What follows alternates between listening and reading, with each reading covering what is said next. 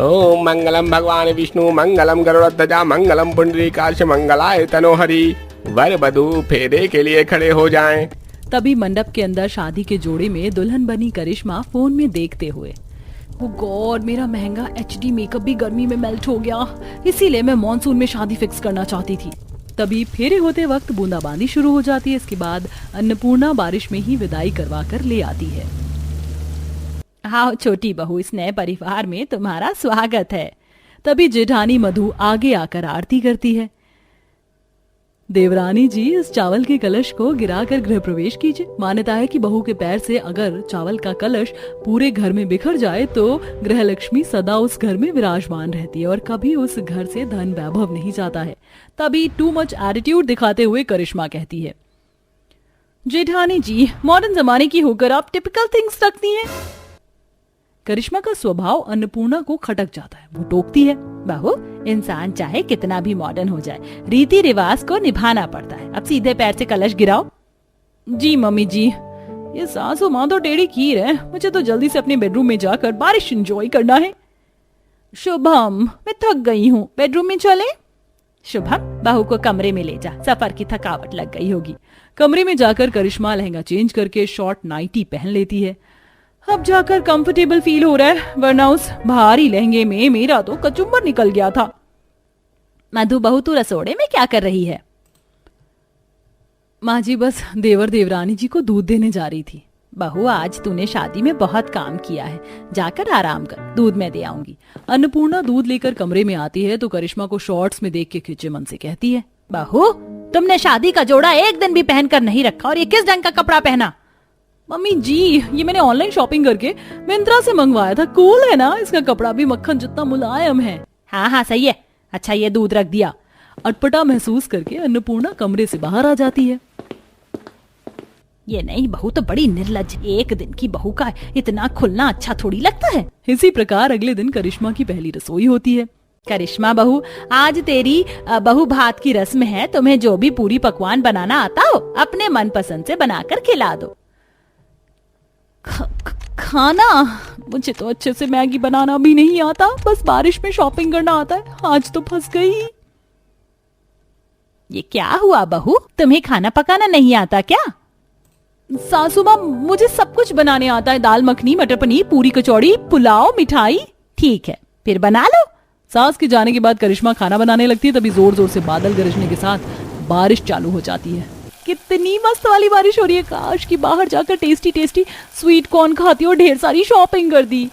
देवरानी को बारिश में शॉपिंग करने की इच्छा सुनकर मधु कहती है, अच्छा तो मेरी प्यारी देवरानी को बारिश में शॉपिंग पसंद है, पहले फटाफट से खाना बनाते फिर चल पड़ेंगे। जेठानी जी, आपको भी मेकअप खरीदना है क्या? नहीं करिश्मा, मुझे मेकअप खास पसंद नहीं है, वो बरसात लग गई है ना, तो रसोई का राशन लेके आना है, दाल पापड़ भुट्टे वगैरह। मुझे मम्मी जी, पापा जी, चारू, शुभम और इन्हें उनकी पसंद का बनाकर खिलाना बहुत पसंद है। मुझे तो किचन में कुकिंग करने से बहुत एलर्जी है, मुझे बारिश में शॉपिंग पसंद है। खाना बनवाने में मधु करिश्मा की खूब मदद करती है। मदद के लिए थैंक यू वेरी मच जेठानी जी, अब मैं सर्व कर लूंगी।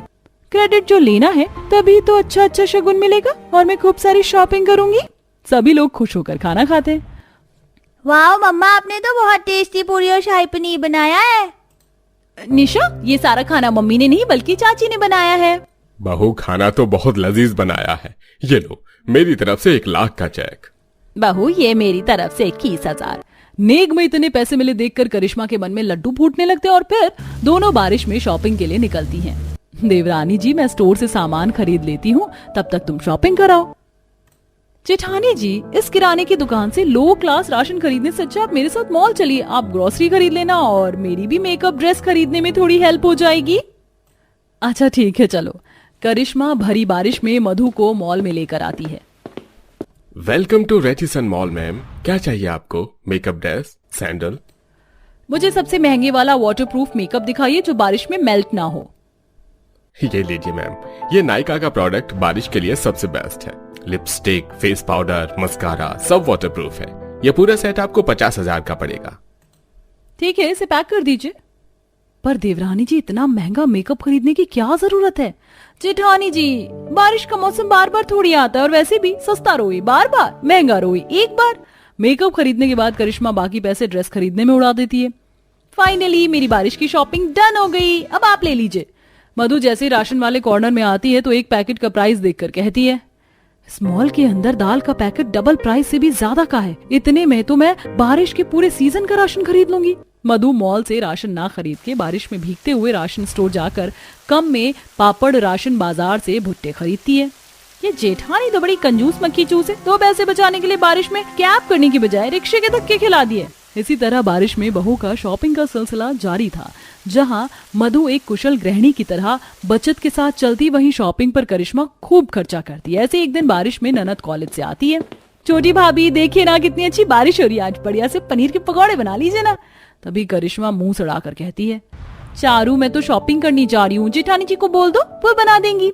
पर्स उठाकर करिश्मा कैब में बैठ के मॉल चली जाती है, जिस पर अन्नपूर्णा गुस्से में, ये छोटी बहू को जब देखो बारिश चालू नहीं होती कि पर्स उठाकर शॉपिंग करने निकल जाती हैं।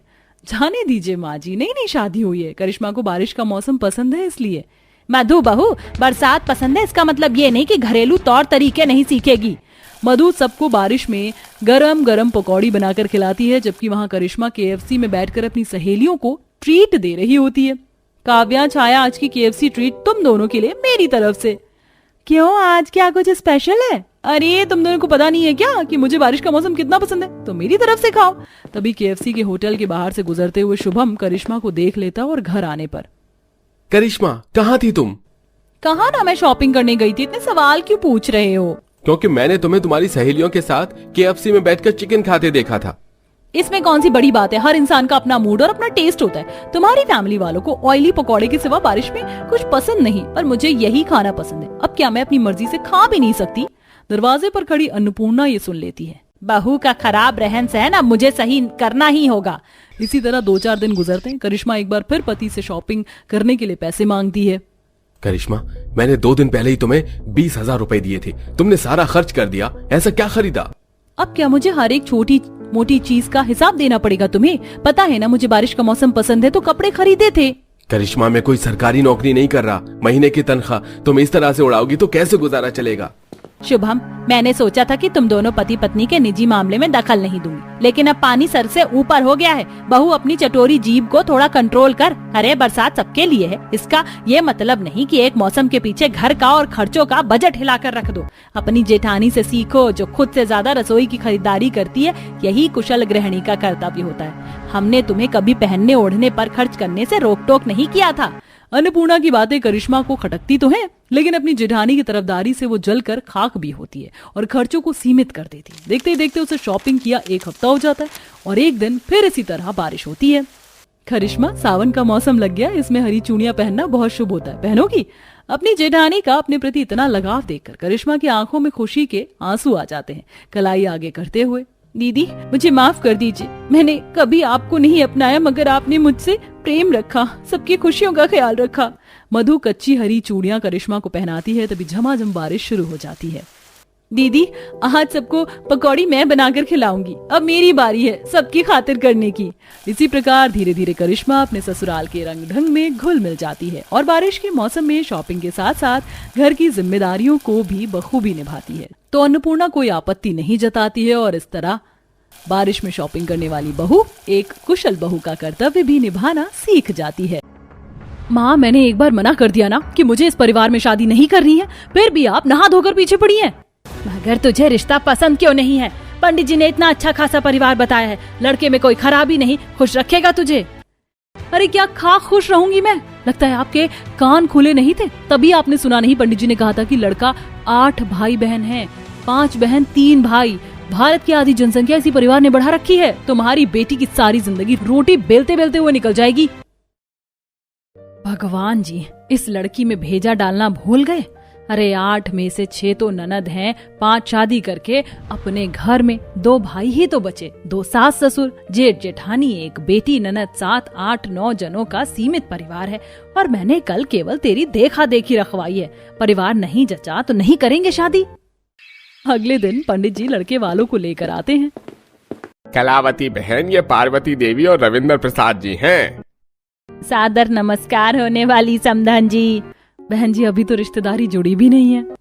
तो जोड़ लीजिए भाभी जी, नारियल 21 रुपए देकर आप हमारा लड़का छेक लीजिए। हम लड़की शिकाई कर लेते हैं और 4 लोगों में बारात ले आएंगे। क्यों भाई साहब, आपके रिश्तेदार नहीं है क्या? आज ये रिश्तेदारी तो इतनी लंबी चौड़ी है कि कार्ड पर नाम छपवाने में भी नहीं आए, लेकिन सब बड़ी दूर रहते हैं। कोई बंबई, बिहार, गुजरात तो संभव नहीं है जी। ये सुनकर आरुषि के मन में लड्डू फूटने लगते हैं और फट से बोलती है, माँ मुझे लड़का पसंद है। लीजिए कलावती बहन जी, जब लड़का लड़की है राजी तो क्या करेगा काजी। 20 जून का शादी का बड़ा ही अच्छा मुहूर्त है, उसके बाद भद्रा चढ़ जाएगा तो फिर 2 महीने तो कोई शुभ मुहूर्त नहीं है। कुछ दिनों में बड़ी धूमधाम से शादी होती है और बारिश में विदाई करवाकर पार्वती बहू को ले आती है। इस बारिश को भी प्रदीप भैया की शादी वाले दिन होना था। सारा मेकअप, मस्कारा फेस पर फैल गया। शालू, विवाह में बारिश का होना शुभ शगुन होता है। इंद्र देवता जोड़ों को आशीर्वाद देते हैं। गुंजन बहू गृह प्रवेश करवाओ। गुंजन चावल का कलश रख कर गृह प्रवेश करवाती है। तभी सर पर कूली की तरह बक्सा उठाकर मामा मामी कीचड़ वाले चप्पल पहने एंट्री मारते हैं। प्रणाम दीदी जी। खूब खुश रहो। अरे लाजवती, लालू, तुम दोनों तो शादी में नहीं आने वाले थे। तभी मामा दीवार पर गुटखा थूकते हुए, आहा, तू आते कैसे नहीं दीदी हमारे प्रदीप की शादी में। अरे 10-15 दिन यहीं रहकर घूम फिर कर जाएंगे। दीवार की लाल हालत देखकर बहू भड़कते हुए, ये मामा जी तो लतखोर आदमी है। इतने सुंदर पेंट दीवार की जात मार दी, ऊपर से फर्श में कीचड़ कर दिया। अरे भूख के मारे पेट में हाथी घोड़े दौड़े रहे हैं। ट्रेन में आलू पूरी खरीद कर खाई थी मगर पचा नहीं, कुछ बनवा दो। हाँ, तुम कपड़े बदल लो, गुंजन बहू कुछ बना दो और शालू तो पोछा लगा दे। मम्मी मेरी ड्रेस बहुत ही महंगी है, खराब हो जाएगी, भाभी कर देंगी। मम्मी जी मेरे तो सर की नस फट रही है, दर्द से मुझसे कुछ नहीं बनेगा, देवरानी जी से बनवा लीजिए। हाँ, मैं तो हलवाई हूँ, आते ही लगा दो रसोड़े में। आरुषि दोनों का खाना बनाकर खिलाने के बाद कमरे में आती है। प्रदीप जी सो गए क्या? आरुषि तुम भी सो जाओ, ठंडा मौसम हो रहा है, नींद आ रही है। बहू भड़क के सो जाती है। तभी सुबह के 4-5 बजते जोर जोर से दरवाजा बजता है। भैंस की टेंड, ये दूध वाला भी सुबह सुबह टपक पड़ा। बहू बर्तन लेकर जाती है। अरे खोलो रे, कोई बारिश हो रही है। अरे भाई आ रही हूँ, दरवाजा तोड़कर घुस जाओगे क्या? बहू जैसे दरवाजा खोलती है, ददिया सास दाना पानी लेकर चढ़ जाती है। कीड़े परे तुझको, तेरे पूरे खानदान को दांत खाद खुजली हो जाए, दरवाजा खोलने में इतना टाइम लगता है क्या? लगता है सुबह सुबह बुढ़िया सठिया गई है। एक तो इतना सारा झोला झट्टा लेकर मेरे दरवाजे पर खड़ी है। अरे जाने दो माँ जी, भड़को मत, लगता है नई बहू है। अरे ओ रविंदरवा, पार्वती बहू, प्रदीप, छाया कहाँ हो सब? दादी सास की कड़क बोली से सब कमरे से बाहर आते हैं। नमस्ते बड़ी दादी। जुग जुग जीती रह मेरी परपोती। बहू ये तुम्हारी दादी और चाची सास है, पैर छूकर नमस्ते करो।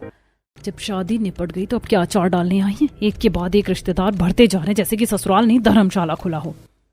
अम्मा तुम तो शादी में आने वाली नहीं थी, फिर ऐसे अचानक? अरे मैं तो शादी के एक दिन पहले ट्रेन में बैठ गई थी, मगर बारिश के चलते पटरी जाम थी, 2 दिन लग गया। अब यहीं रहकर पोता बहू से सेवा पानी करवाऊंगी। करेगी ना बहू मेरी मालिश? ये सुनकर अंदर से बेचारी बहू का खून खौलता है, लेकिन वह जबरदस्ती मुस्कुराती है। जी दादी जी बिल्कुल। आरुषि बहू नहा धोकर नाश्ते पानी की व्यवस्था कर लो। बहू ये बोरी ले जा, खेत की मिर्ची और मक्का है, मिर्ची के पकौड़े बनाना, बारिश में स्वाद लगता है। जी दादी। बहू आलू की कचौरी भी बना लेना, बारिश में अच्छी लगती है। हाँ, मैंने तो होटल खोल रखा है, भर भर कर ऑर्डर दे रहे हैं सब। कुछ देर में नहाकर बहू बारिश में नाश्ते की तैयारी में भिड़ती है। चलो, आलू में से सीटी निकल गई, फटाफट से आटा गूंथकर एक तरफ कचौड़ी एक तरफ पकौड़ी छान लूंगी। तभी जेठानी मिट्टी में सने पैर से आती है। आरुषि थोड़े खस्ता समोसे और चाय चटनी बना लेना, मेरे भाभी भैया भी तुम्हें देखने आए हैं। जेठानी जी आप आलू छील दीजिए, तब तक मैं समोसे के लिए मैदा मल लूंगी, समय बच जाएगा। आरुषि ऐसे भाभी भैया को अकेले बाहर बिठाकर मैं तुम्हारे साथ यहाँ काम में नहीं लग सकती ना, तुम बना लो। आरुषि गुस्से में भड़क जाती है। मैंने तो सोचा था कि पहली रसोई में सब्जी पूरी बनाकर खिलाकर प्रदीप जी के साथ बारिश में घूमने जाती, मगर इस धर्मशाला जैसे ससुराल में फंस गई हूँ। ससुराल में एकदम से रिश्तेदारों के बढ़ने के चलते बहू का सारा दिन खातिर करने में निकलता और रात में इन रिश्तेदारों के खाने के चक्कर में पूरे एक ढाबे के बर्तन घिस लिए। आज कमर का कोरमा बन गया है। थकान के साथ बहू जैसे ही कमरे में आती है तो देखती है कि जेठानी के भाई भाभी पलंग पर फैले हुए हैं और उनके बच्चे के सूसू वाले पैंट बहुत सारे जमीन पर पड़े हुए थे। ना ना ना, मेरा चुन्नू मुन्नू क्यों रो रहा? लगता है आज बारिश का ठंडा मौसम है, 1 घंटे में 10 पैंट में सुसु कर डाला। कोई बात नहीं, बदल दो। जूली बच्चों का बाथरूम वाला पैंट जमीन पर फेंक देती है, जिस पर बहू भड़क कर, इन बेशर्म रिश्तेदारों ने ससुराल को धर्मशाला समझने के साथ मेरे कमरे को पब्लिक टॉयलेट समझ कर रख लिया है। देखना जरा कैसे गंदगी मचा रखी है। भाभी, आप ये सारे पैंट समेट दीजिए या धो दीजिए, मक्खी लग रही है। आरुषि, तुम धो दो प्लीज आज के लिए, मुन्ना बहुत रो रहा है, ऐसे एसी के बिना सोता नहीं है। लाल पीली बहू सारे कपड़े धोती है। घर में मौजूद मेहमानों के चलते बेचारी बहू को हाल में मच्छरों में सोना पड़ता है। इसी तरह 4-5 दिन गुजर जाते हैं। हे भगवान, दिन भर ये रिश्तेदार खून पीते हैं और रात में मच्छर खून पीते हैं।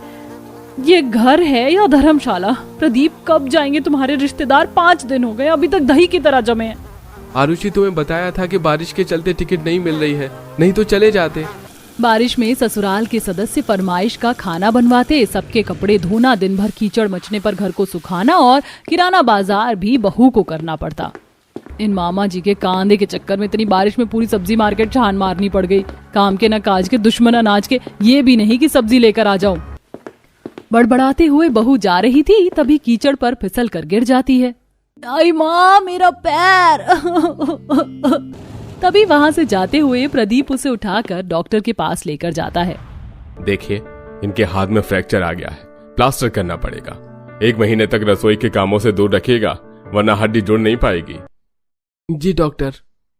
ससुराल के सभी सदस्य बहू को प्लास्टर लगा देखते हैं तो किचकिच करते हैं। अरे पोता बहू, ये क्या चूना पोत कर आ गई? हाथ पर खाना पीना बना ले, सुबह का नाश्ता करवा रखा है। दादी माँ, आरुषि कुछ नहीं बनाएगी, जिसे भूख लगी है खुद से बनाकर खा लीजिए। वैसे भी आप लोगों को आए हुए बहुत दिन हो गए हैं, मैं टिकट कर देता हूँ। प्रदीप सबकी टिकट करके उन्हें भिजवा देता है, जिससे बहू को राहत की सांस आती है। शुक्र है बारिश में धर्मशाला वाले ससुराल से छुटकारा मिला।